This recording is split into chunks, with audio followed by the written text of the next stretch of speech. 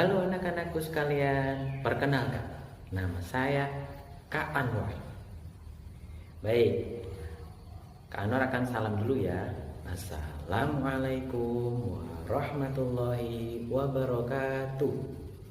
Baik, bagaimana kabar anak-anak pada pagi hari ini?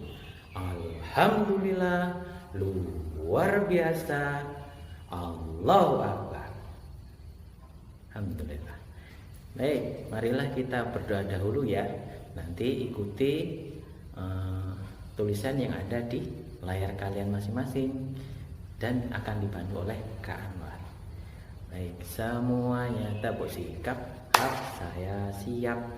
Khusyu'an, tumakninatan, du'aan.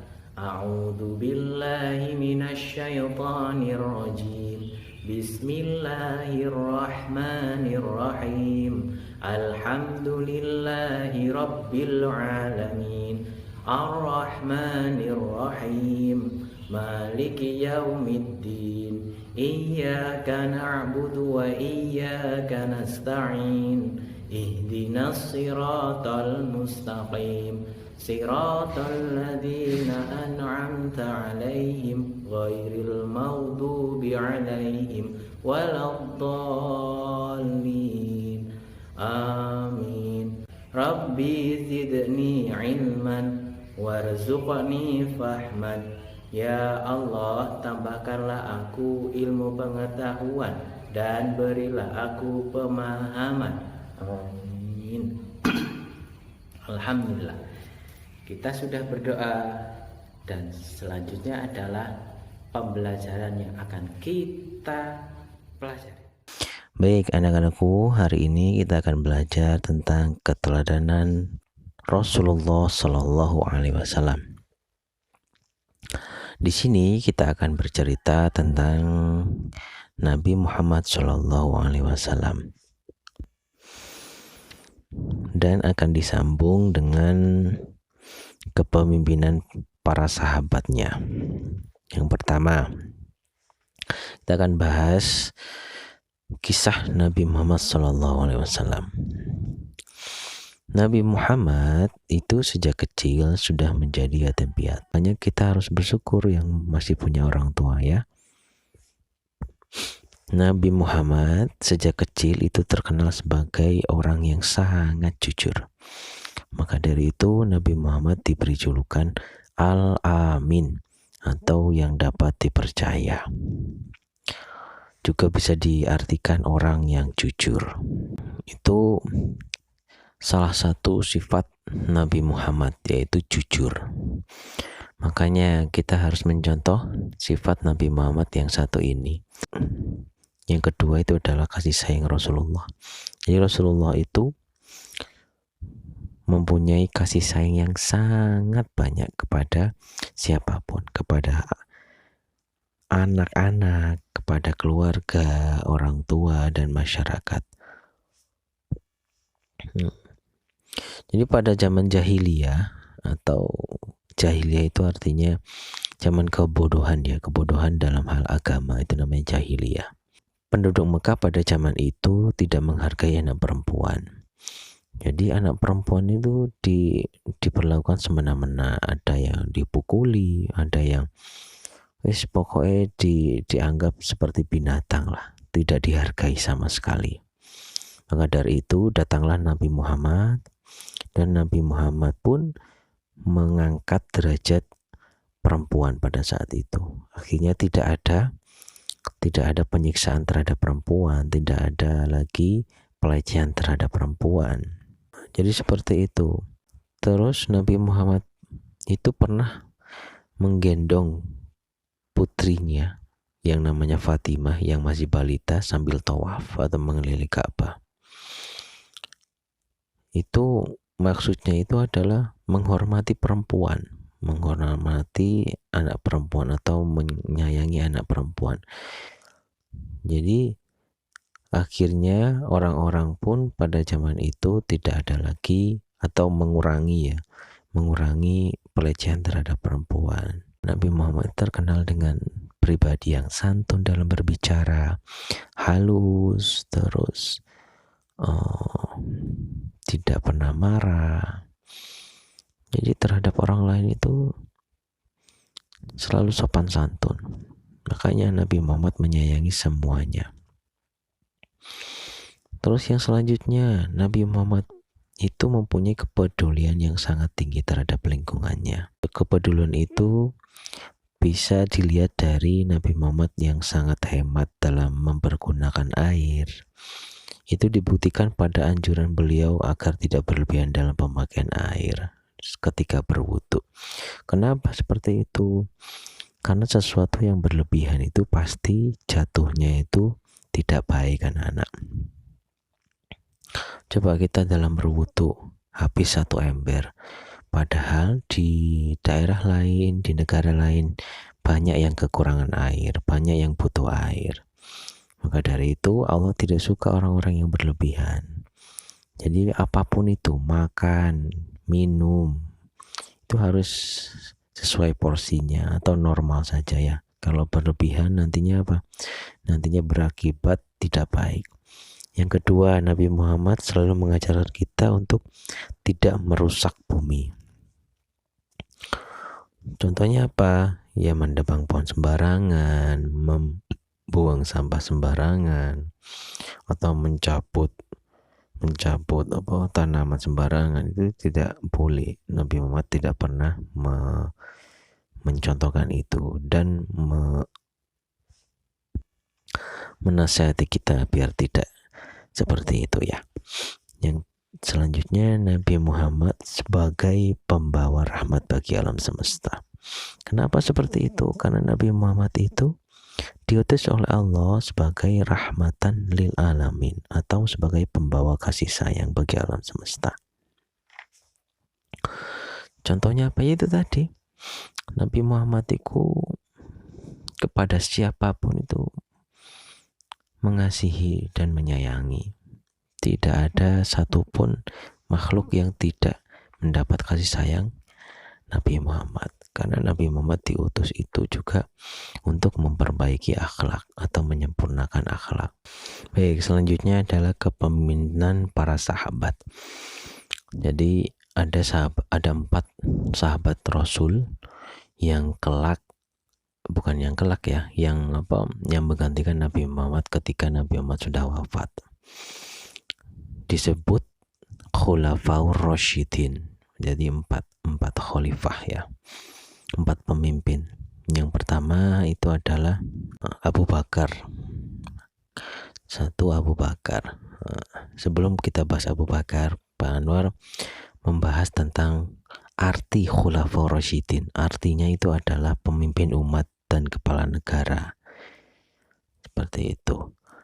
Yang telah mendapat petunjuk dari Allah. Baik, kita bahas tentang Abu Bakar. Abu Bakar itu adalah khalifah pertama setelah Nabi Muhammad SAW wafat.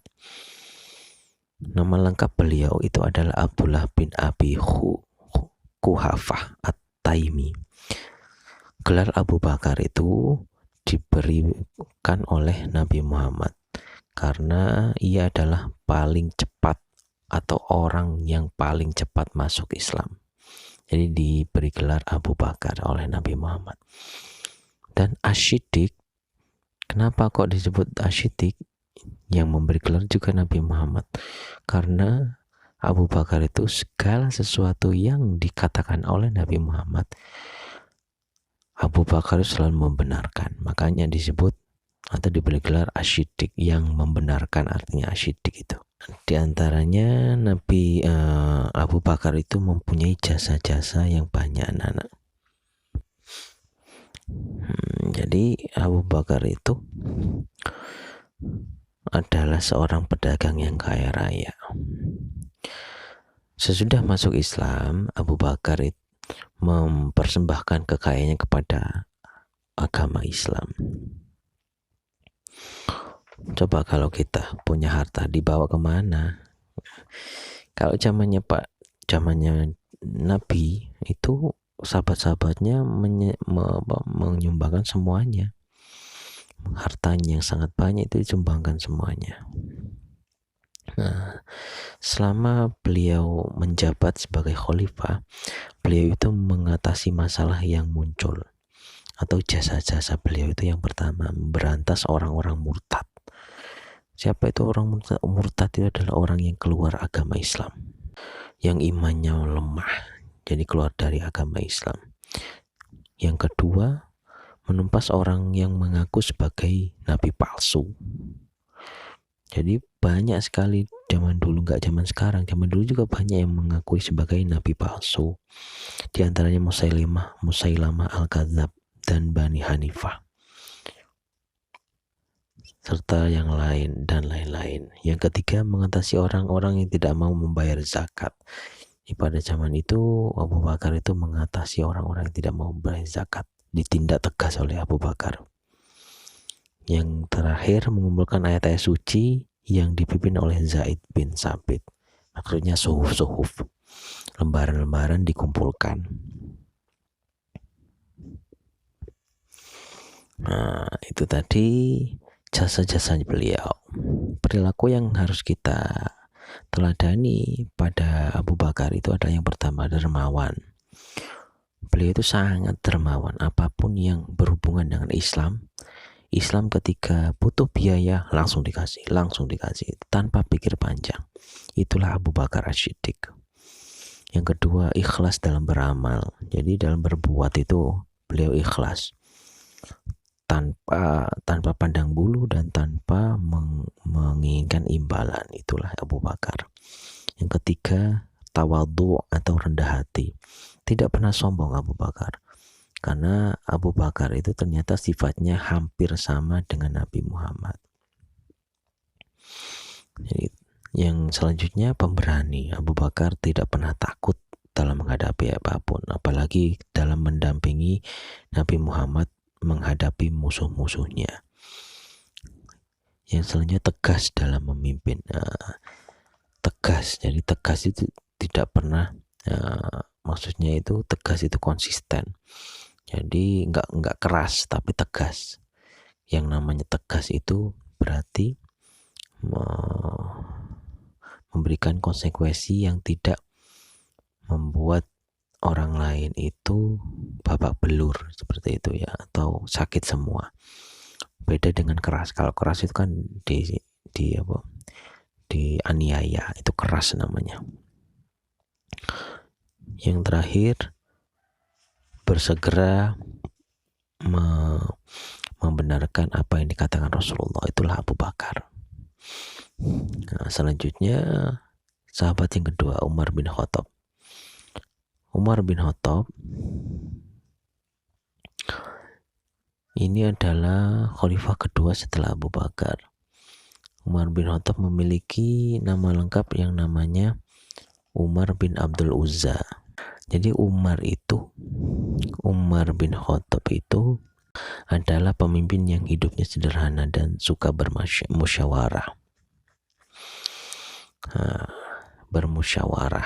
Jadi beliau itu pemimpin tapi sederhana, tidak bermewah-mewahan, dan suka bermusyawarah atau suka berdiskusi.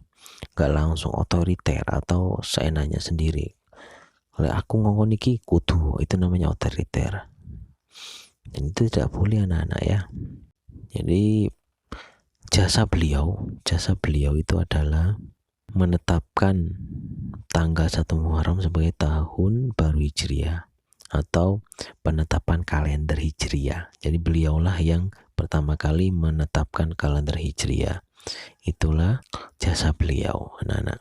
Umar bin Khattab masuk Islam itu bukan karena paksaan, bukan karena peperangan dan ancaman, tapi Umar bin Khattab masuk Islam karena kesadarannya sendiri. Ketika itu Umar bin Khattab sedang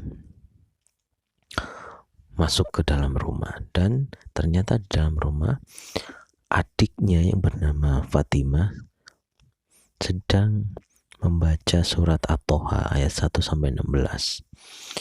Setelah Umar bin Khattab mendengar ayat tersebut, Umar bin Khattab akhirnya memeluk agama Islam dan hatinya menjadi halus seperti itu ya anak-anak. Padahal Umar itu sebelum masuk Islam itu terkenal sebagai orang yang sangat berani. Jadi apapun yang dia lakukan itu pasti tidak ada yang berani menegurnya karena pemberani Umar bin Khattab itu. Umar bin Khattab itu adalah orang yang cepat dalam berpikir sehingga beliau dijuluki Abu Faiz. Ya, cepat tanggap dalam berpikir. Karena keberaniannya beliau juga mendapat julukan Al-Asad atau singa pasir. Jadi ketika perang Umar bin Khattab selalu di depan dan selalu menghampiri musuh-musuhnya dulu. Wah, cering begitu. Yes, seperti itu anak-anak. Jadi banyak sekali julukannya Umar bin Khattab itu. Juga disebut atau diberi julukan Al-Faruq, artinya sang pembeda. Kenapa disebut itu? Karena pembeda antara yang benar dan yang batil. Jadi ketika Umar bin Khattab mengatakan nggak boleh minum khamr, maka tidak selang beberapa lama Allah memberikan firman itu. Allah menurunkan firman itu. Nah, itulah kenapa Umar bin Khattab disebut Al-Faruq. Umar bin Khattab meninggal dunia bukan karena sakit atau berperang, namun beliau dibunuh oleh seorang Persia bernama Abu Lu'lu'ah. Ketika beliau sedang melaksanakan sholat bersama-sama, ketika Raja Persia dan kaumnya memiliki kedengkian yang sangat besar terhadap kaum muslimin. Jadi pada saat itu Umar bin Khattab sedang sholat. Beliau ditikam 3 kali pada waktu fajar.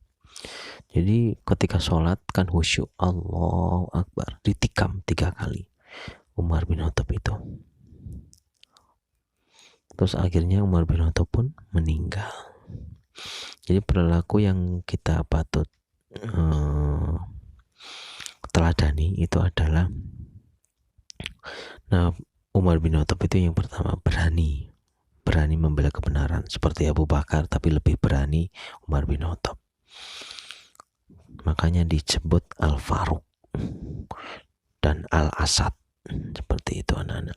Yang kedua sederhana. Jadi meskipun Umar bin Khattab itu seorang khalifah, tapi beliau sangat sederhana anak-anak.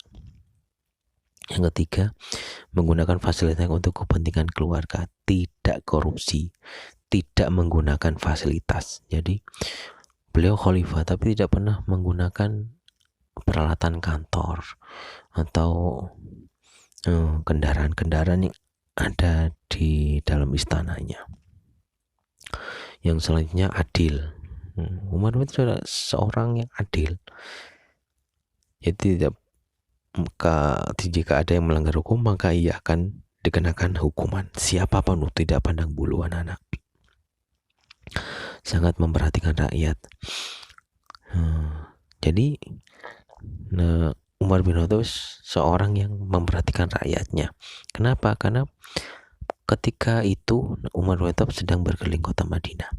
Pada saat itu beliau menjumpai keluarga yang anaknya menangis kelaparan. Maka Umar bin Khattab mengambilkan makanan untuk diberikan kepada keluarga yang kekurangan makanan tersebut. Jadi pada situ Umar bin Khattab punya kebiasaan itu belusuan atau turun ke jalan gitu ya, dengan memakai pakaian sederhana, pakaian rakyat gitu.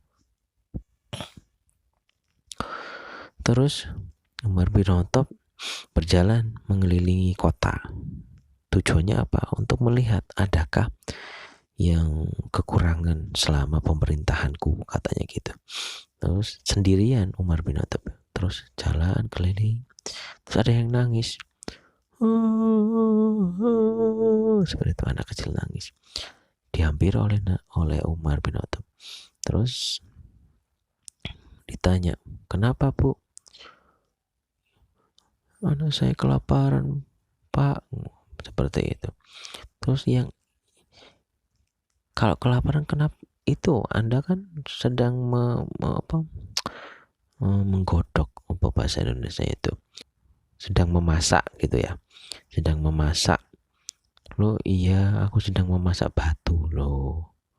Akhirnya Umar bin tidak tega dan mengambil satu sak gandum, dipanggul sendiri, dibawa sendiri oleh Umar bin Khattab, dibawa ke rumah itu. Karena ibu-ibu tersebut bilang, enak si Umar bin Khattab turu ambek mangan enak di istana, lagi rakyate kelaparan, bilang gitu. Padahal yang diajak bicara adalah khalifahnya Umar bin Khattab. Maka dari itu Umar bin Khattab disebut sangat memperhatikan rakyat. Selanjutnya Utsman bin Affan. Utsman bin Affan, nama lengkapnya adalah Utsman bin Affan bin Abu Ash bin Umayyah bin Abdisyah bin Abdi Manaf dari Bani Umayyah. Panjang ya, karena apa? Karena bin-binnya itu yang panjang. Baik. Beliau itu dikenal sebagai orang yang kaya dan dermawan. Bukti kedermawanannya Utsman bin Affan yaitu pada masa pemerintahan Abu Bakar, beliau pernah memberikan gandum yang diangkut dengan 1000 unta. Bayangkan, 1 unta itu mahal, apalagi 1000 unta.